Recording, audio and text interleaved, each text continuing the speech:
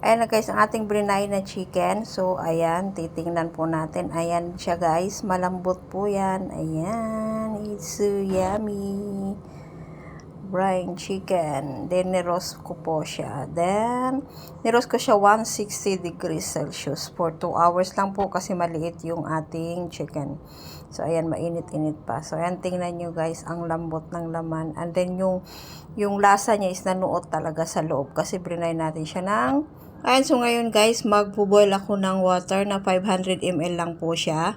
I-boil natin siya. Then after that na mag-boil, kahit kunti lang na boil, kunti lang siya na uminit. So pwede natin ilagay yung ating ingredients. Ayan na. So ilagay na natin ang ating asin. Yan po ang pagpabrine ng ating manok. Asin, half cup of asin, salt, tapos ayan, lihintay natin na matutunaw yung asin. So ayan, hinalo-halo ko po siya. Ayan, so then ngayon ilagay na natin ang ating garlic, whole garlic, tapos yung paminta. Ayan, ilagay na rin po natin. Then isunod natin ilagay ang lemon. Ayan. Hinati ko po ng 4 yung lemon, guys. Ayan. So, halo-halo lang natin siya ng konti. Ayan. Halo-halo natin hanggang sa ano natin na wala, ano na siya, tunaw na yung ating asin. So, ayan.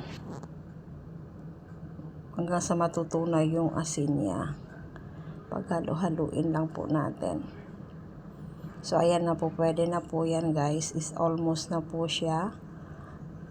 Talagang hindi lang po natin siya pakuluin ng kulong-kulo. Para mamaya paglagay nung ating ano. So, ayan. Okay na. Pwede na po yan siya, guys. Ngayon, ililipat po natin sa mas malaki na kaldero. Ayan, nilagay ko na po yung aking binoil. Tapos ngayon, dadagdagan po natin ng cold water, ng galing sa tap na water ng 1.5 ml. So, ayun. Ipaghaluin po natin yan siya.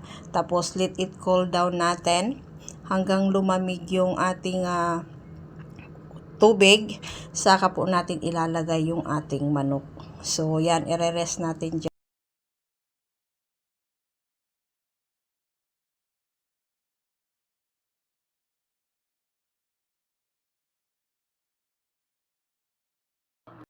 So, ayan na guys, ang aking overnight na brinay na chicken.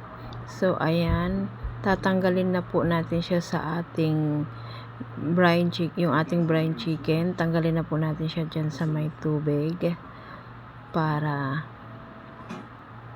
i-grill na natin yan.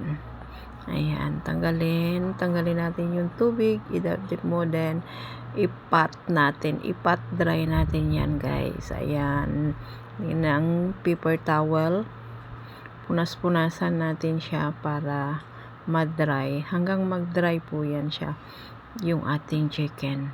Kailangan dry na dry, guys, para wala yung tubig niya. Ayan, ipapat-dry natin. Okay. So, ayan, napat-dry na po natin, guys. Lagyan natin siya ng olive oil. Ayan, i-overall po natin yung olive oil, pati din po sa sa kabila mamaya. So, lagyan natin ng madami-daming olive oil para hindi mag-dry yung ating chicken. So, din ngayon, lalagyan na natin siya ng cayenne pepper, garlic.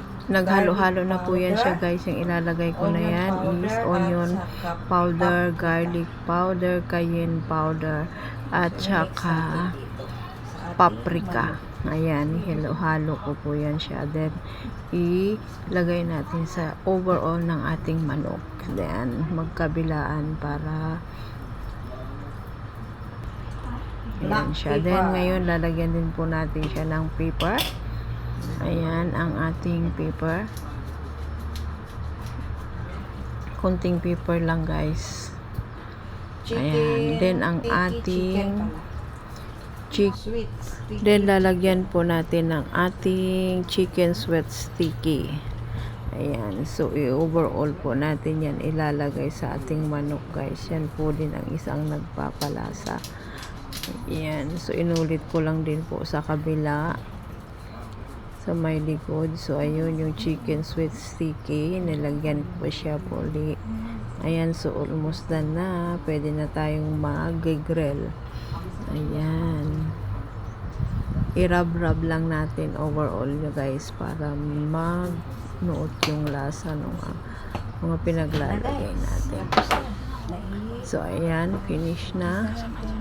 Pwede na natin i-umpisang ilagay sa oven. So ilalagay natin sa ating Pyrex. Diyan ko po yan siya ibibig guys. So inilagay ko siya dito sa malit namin na Pyrex.